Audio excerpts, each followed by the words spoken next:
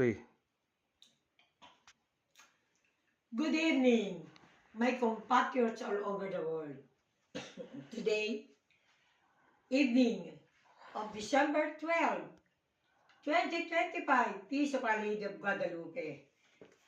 And I'm here in the sacred prophetic home, blessed home of my Holy Family in Ars, Belgium.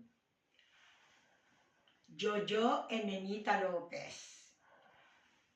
This couple is the means by which I get to know the Filipino community. Now, yesterday, our dear Saint Joseph Jojo Lopez brought me to the publication marker of Dr. Jose Rizal in Ghent, Belgium, El Provistorismo or Reign of the Grid. Reign of the Grid.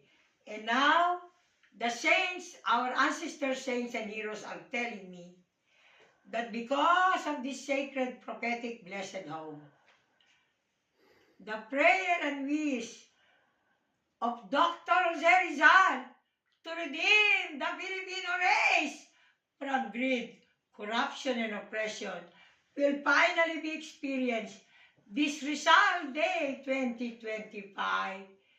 Every Filipino citizen, leader, and community, and among all the world leaders, because in this home, starting December 8, 2025, Feast of the Immaculate Conception, I've been having recurrent dreams.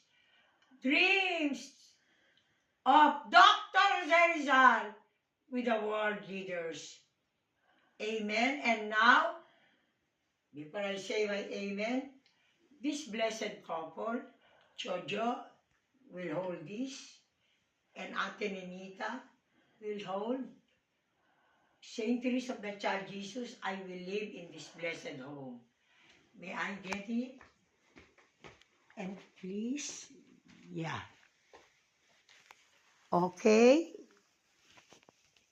So now, my compatriots all over the world, the nation and the world are truly deeply grateful to this holy couple.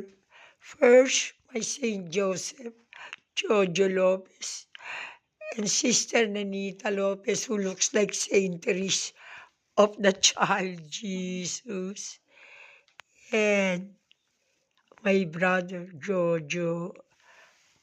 Now I am very sure, I'm confident that the purpose of my coming, my Europe 2025, for the pilgrimage of hope and grace will finally be fulfilled. Amen.